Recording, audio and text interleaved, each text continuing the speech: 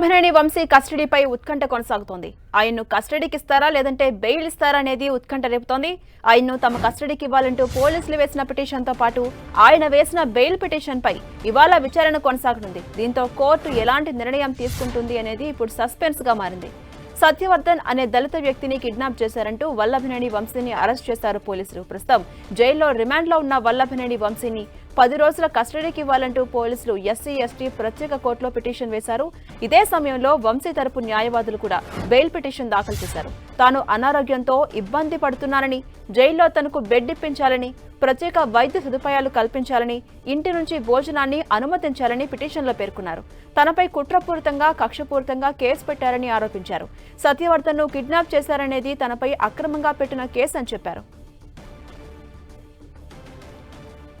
ఇదే అంశంపై మరింత సమాచారం మా ప్రతినిధి తిరుమలరావు అందిస్తారు. తిరుమలరావు,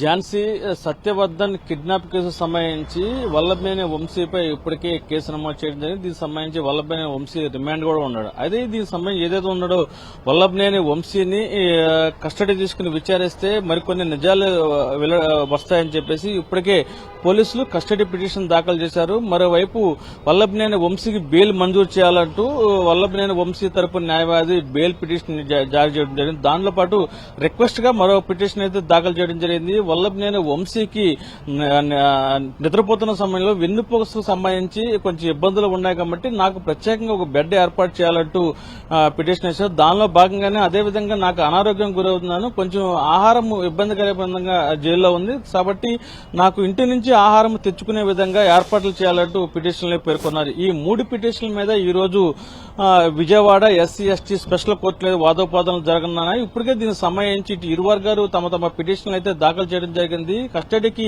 ఇవ్వాలంటూ కస్టడీకి తీసుకుని విచారిస్తే మరికొన్ని నిజాలు వెలుగు చూస్తాయంటూ పోలీసులు ఇప్పటికే పిటిషన్లో పేర్కొన్నారు. మొత్తం టోటల్ గా 10 రోజులు కస్టడీకి ఇవ్వాలంటూ పేర్కొనడం జరిగింది. వల్లభనేని వంశీ విచారించిన సమయంలో కొన్ని నిజాలు వస్తాయి. అసలు ఎవరు ఈ కిడ్నాప్ చేయించారు, దీని వెనక ఎవరు పాత్ర ఉండాలని చెప్పేసి పోలీసులు అయితే కస్టడీ పిటిషన్ దాఖలు చేయడం జరిగింది. ఝాన్సీ, అంటే తిరుమలరావు, ఇటు కస్టడీ పిటిషన్ ప్రధానంగా బెయిల్ పిటిషన్ ఇవాళ విచారణ జరగబోతోంది కదా, అంటే వల్లభనేని వంశీకి ప్రధానంగా ఊరట లభించే అవకాశం ఉందా? ఎలా ఉండబోతుంది పరిస్థితి? అంటే ఈ రోజు ఝాన్సీ వల్లభనేని వంశీ సంబంధించి 3 పిటిషన్ల మీద ఎస్సీ ఎస్టీ కోర్టులో విచారణ జరగనుంది. ఈ పిటిషన్ సంబంధించి ఇప్పటికే ఇటు వల్లభనేని వంశీ తరపు న్యాయవాది అదేవిధంగా పోలీసుల తరపున పబ్లిక్ ప్రాసిక్యూటర్ పిటిషన్లు దాఖలు చేయడం జరిగింది.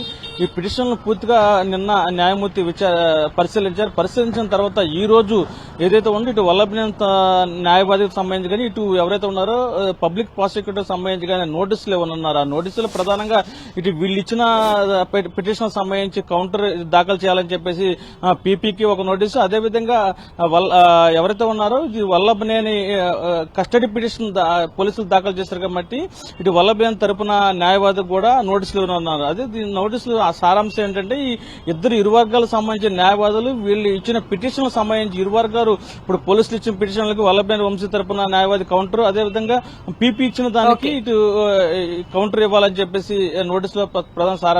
ఈ 2 వాదనల మీద ఈ రోజు నోటీసులు ఇస్తారా లేకపోతే ఎప్పటికీ కౌంటర్ దాఖలు చేస్తారనేది తెలియదు. కౌంటర్ దాఖలు చేసిన తర్వాత ఇటు బెయిల్ పిటిషన్ మీద గానీ ఇటు కస్టడీ పిటిషన్ గానీ వాదోపాదనలు జరగనున్నాయి. ఓవరాల్ గా ఇదంతా ఈ వీక్ అంతా పట్టే అవకాశం అయితే కనిపిస్తుందని చెప్పేసి న్యాయ నిపుణులు అయితే చెప్పడం జరుగుతుంది. Jhansi, right, thank you Tirumalarao.